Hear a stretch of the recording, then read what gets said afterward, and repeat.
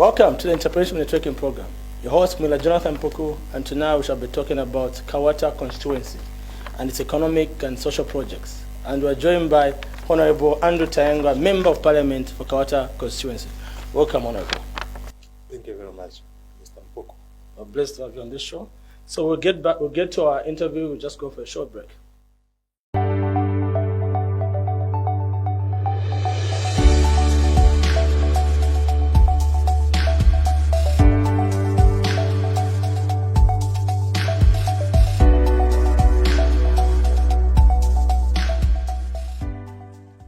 Welcome back to the Entrepreneurship Networking Program. As we said, we're talking about Kabwata Constituency and the various economic and social projects. As you know, Kabwata Constituency is one of the constituencies in Lusaka. And we're joined by a very prominent gentleman, Honorable Andrew Tayengwa, Member of Parliament for Kabwata Constituency. Welcome. Thank you, my brother. Good evening. Good evening. Okay, but just before we can actually get to Kabwata, we would like us to know who is Honorable Andrew Tayengwa, just in your briefest words. Well, Andrew Tayengwa is a gentleman, a man who was born right in Kabwata constituency. I've lived all my life in Kabwata. I went to Mumone Primary School, where I did my primary school up to grade 7. Thereafter, I moved to the Copper Belt, where I did my high school grade, and I came back. And then I pursued my studies in accounting at NIPA, National Institute of Public Administration, where I did my certificate in accounting technician's diploma. Okay. Thereafter, of course, I'm married with children, and currently I'm serving as a Member of Parliament for Kabwata constituency. Maybe before we can get to the projects, please briefly tell us some notes about Kabwata. Just brief history about Kabwata. Look, the Kabwata constituency has about 5 wards, and each one of these wards has got its own unique challenges. And I can give you the demarcation of the constituency. We are bordered with Chawama constituency on the other side, okay. And on the other side again we border with Lusaka Central through Bema Road. Then again on the other side we are bordered with Kafiwe district. Which is and it falls under Kashiwe constituency with our colleagues, Honorable Miriam Chonya. So in terms of population within Kabwata, if I'm not mistaken, now we are almost clocking 400, close to 400,000 in terms of population within Kabwata. Meaning that if you look, we haven't seen massive infrastructure development in terms of schools, in terms of markets, in terms of police force, the same infrastructure that you saw in 1970. So we are trying to see how best we can see now to start expanding the existing infrastructure. Because what is now fighting us is the population that is swelling up within Kabwata constituency.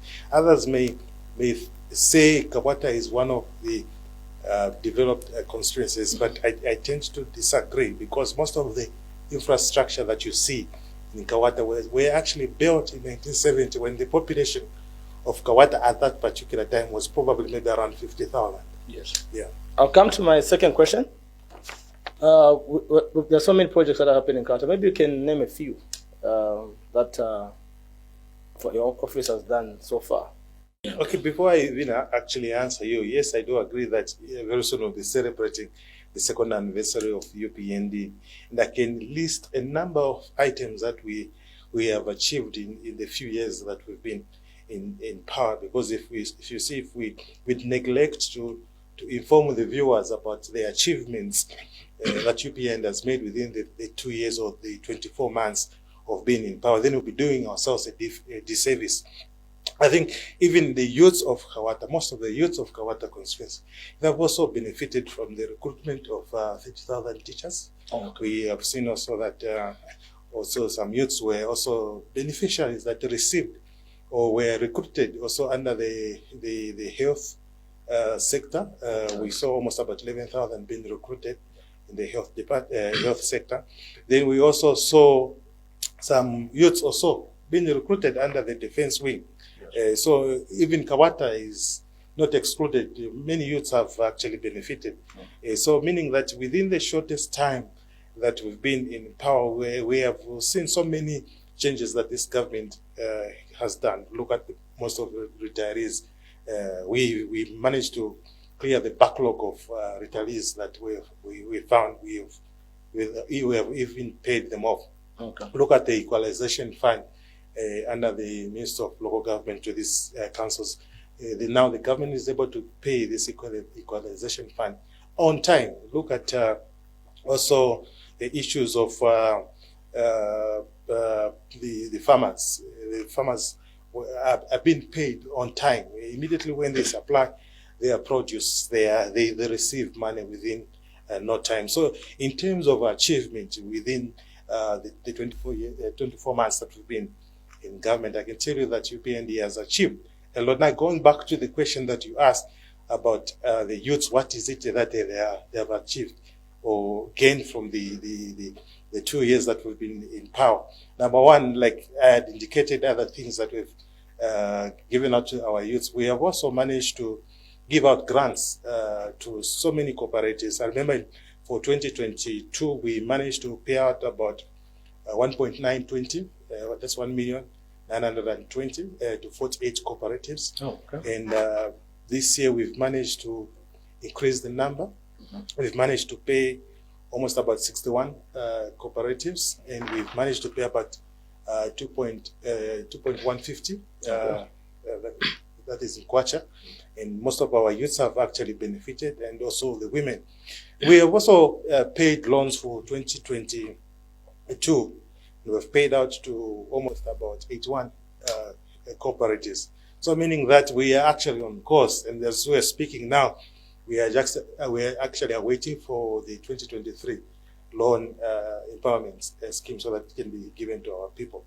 So in terms of progression as a constituency, I think we are doing fine. I think Kabwata will now rate it to be one of the best in Lusaka province, because in terms of even in project implementation, we have actually topped the list. We have done a number of projects. Maybe if I could even start giving you a number of projects that we've done in Kabwata constituency. We have already handed over the mother shelter at Michael Chilofia Sata Health Post, that is in Rockview in Charala. We spent almost about 210,000 kwacha, and the facility was handed over to the community. We have actually done an ablution block at Chirenje First Level Hospital, and anytime soon we should be handing it over to the community again. We've managed to pave. I don't know the last time you went to Chirenje First Level Hospital, you go there, you will not see any potholes there. You will not even see any dust. We've managed to pave the entire clinic, or rather hospital. So in terms of development in Chirenje, you'll be able to see a number of developmental projects that we are going to institute, especially for 2023. Going back to 2022 projects, if you go to Libala, we've already commenced or started the construction of a 1x3 classroom block at Libala Stage 3 primary school. We are also building a police post at Katungu market there. We are actually expanding the old infrastructure that was there. So in terms of bringing sanity, when it comes to security, you'll be able to see a nice police post, nice infrastructure. You go to Kamwala Primary School, where you used to live many years ago, you discover that infrastructure was very old, and it was actually meant to cater for almost about, if I'm not mistaken, about 600 pupils. But today, as we're speaking, you find that the population of kids at the school has overgrown the infrastructure. We're speaking of maybe about 2,500 pupils that are now learning at Kamala Basic School. So in terms of expanding the existing infrastructure, we're doing a lot. We are building another 1x3 classroom block at Kamala Primary School, and we have almost done close to 78% of the works. So anytime soon, once the contractor finishes, again we'll be able to hand it to the locals at Kabwata. primary school, we're also doing another project. It's another 1x3 classroom. Like I indicated from the beginning, that most of these infrastructures that we found that were built in 1970, they needed to be expanded so that they can start matching the population that we have currently. So even at Kabwata Primary School, we're also expanding the existing infrastructure. We are building a 1x3 classroom block. At St. Patrick's, we are also doing the same. Then we are also building a maternity wing at Kabwata Clinic. And as you know, Kabwata Clinic was built way back in the 1970s.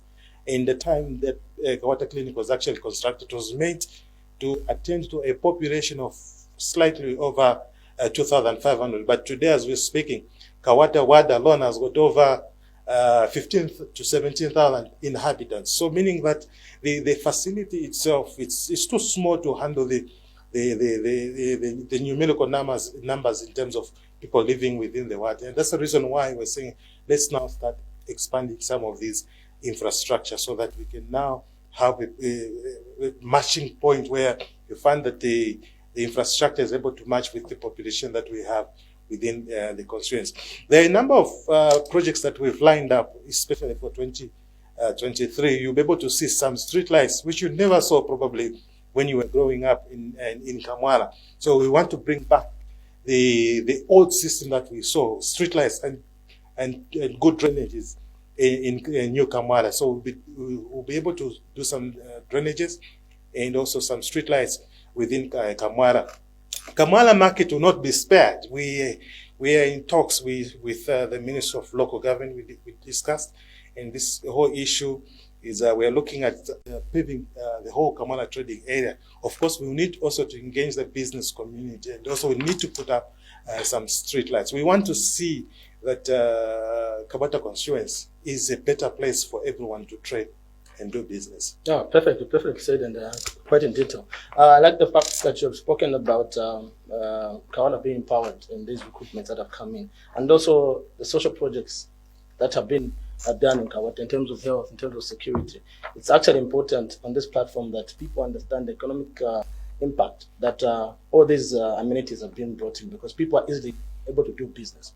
But also coming to business, we're just wondering, because I remember from sentiments of people in Kabwata, they said, okay, the CDF allocation takes time. You know, it's a long process. You know, people can tender in the application, but you find that at times maybe, you know, a business is not the way it should have been if they received the funds earlier. So has there been any ways, maybe for the next 2023 disbursements, to make it shorter from the time they apply to the time they are? Yes, actually, you've done well to ask that question, because this is what we are doing. If I may take you back to what is happening in Parliament, we are actually going to see a bill that will be tabled to enact the Procurement Act, because we rather to amend the Procurement Act, which will be brought before the floor of the House, because I believe that the reason why some of these processes have actually shown some delays is because of the Act itself. So there is need for us to amend the Procurement Act. So once the Procurement Act is amended, then you'll be able to see some of these flaws that we were having, the delays that we were having, being actually cured. So we are expecting going forward, especially 2023 and 2024 and 2025, to see more projects actually being done on time, unlike what we saw in 2022. Yes, I do agree that, you know, when you are starting, there are those little bottlenecks, yeah, but you see, we'll perfect the system as we go on, especially if we can manage to amend the Procurement Act. Okay. Yeah. Now, talking about we're talking about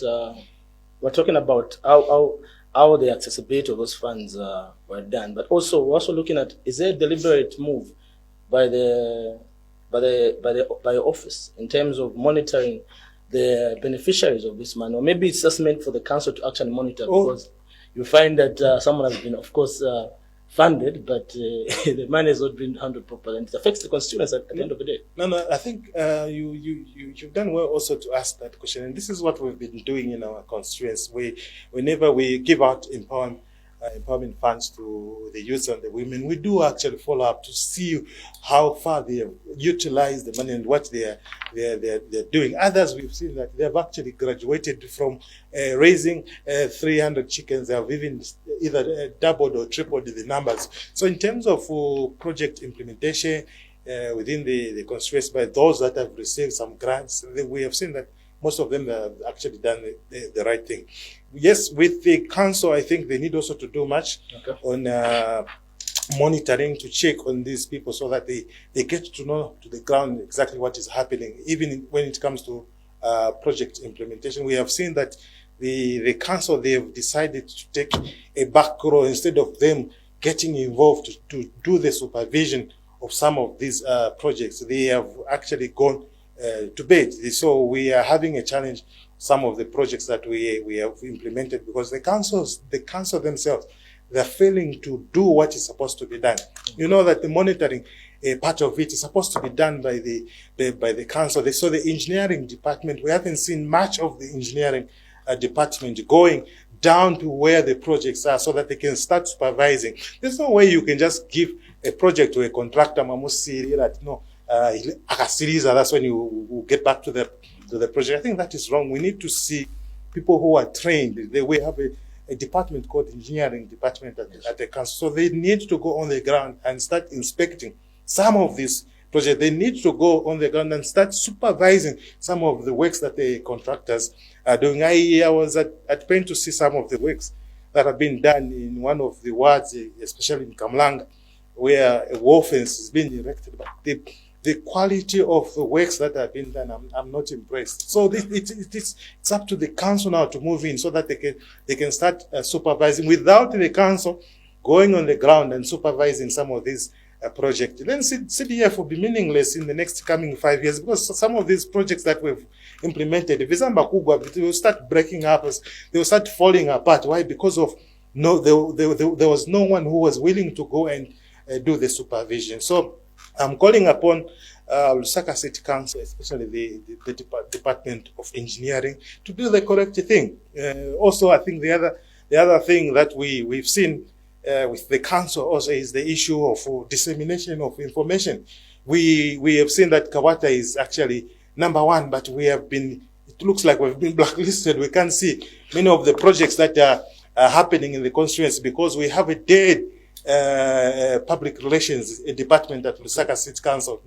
This department is supposed to give out some of this information about what all the developmental projects that are happening in different constituencies. So they're supposed to send some briefing to you, the media houses. But we are not seeing this from Lusaka City Council. So I hope the council can up their game so that they start now giving information on CDF, on how it is being implemented, especially in Lusaka district where Kabwata is also, because we have done so much, but we are not seeing that these media houses giving information to the public on how far we have gone with the issue of project implementation in our constituency.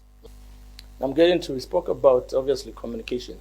How is the office there to improve the communication between the constituent members and actually the office? Because many times people will say we're unable to reach the constituent member of parliament or even the ward leader. So how have you improved that communication between your constituent members and yourself? You know what we've done in our constituency is that we have tried by all means to bring to bring parliament closer to the people, and this is what we have done. My office is open. I meet people every Monday and Friday, sometimes even on Wednesday I do actually meet people. So my office is open. We interact with the community. We have got an open door policy. We are not shy to see our own people. We have been conducting some town hall meetings within the constituency. The past weekend we were in Kamwala, New Kamwala, and also Kamwala South. This coming weekend we'll be in Kamlanga, we'll tackle Jack, then we'll go to Lilai. Then the other week will be in another constituency, meaning that the whole 5 weeks of us being on break, on recess at Parliament, we have now dedicated our time to go and do community service and community work, and this is what we are doing. So in terms of communicating with the the members or the residents of Kabwata constituency, we are on top of things. Even when it comes to receiving phone calls, my phone is ever open. I receive phone calls up to 23 hours. So we have that relationship. I can testify that even my Facebook page, I do respond to messages that our residents do actually ask sometimes. Okay. Yeah. That's Honorable Andrew Tayengwa just talking about social and economic projects that have been introduced in the constituency. As we come into the end of the program, obviously we spoke of the CDF allocation being adjusted, actually upwards. So you spoke about the last 2 years and what you've done has been very recommendable. We just want to know what projects you have actually planned to do in the next 2 years, encompassing the adjustment that has been introduced. Mr. Mpuku, what you must understand that in the past, the allocation of CDF was actually a disaster, where you'd find 1.6 million allocation would actually be spread maybe in 3 years just to be dispersed instead of them paying out in 1 year. So it was a disaster. Now with the coming in of the new Dawn government, we have seen how the CDF was increased. From 1.6, it shot up to 25. Now we're talking of 28, meaning that the people who live within the communities are the ones that are supposed to benefit from these funds. So in terms of project implementation, it's not the member of parliament, neither the ward development committee who are supposed to suggest of what is supposed to be done in the constituency. We are the servants. We're supposed to go down to the people who are supposed to tell us on what we're supposed to do in their particular wards. And this is exactly what we are doing. For instance, in Chilenge, they are saying, okay, we want to build another police post in Chilenge Mapoloto area, where you know that Chilenge Mapoloto area is a notorious place. Now it is becoming a little Baghdad or a little Chivolia, where people are busy transacting in drugs and doing illicit activities. So we are saying, let's take security closer to the people of Mapoloto. And this is what we are doing. We are going to construct a police post right in Mapoloto area. In Kamlanga area, we are looking forward also to build a first ever skills training center for our youths. And that will be one of the legacy projects that we are going to do within the constituency. We are also planning to ensure that we work on drainages, especially in Kamala South, where we saw a huge challenge when it came to the issue of flooding. Yeah, it was so pathetic, but we are trying by all means to ensure that we work on some of these challenges that the people of Kamala South. Yes, we may not perfect everything now, but with time, we'll be able to see that some of the projects that we've started, they are completed and they have actually managed to bring a change to the people that live within the constituents or the different wards. So in terms of project implementation, we are looking at also doing some streetlights in Chilenge.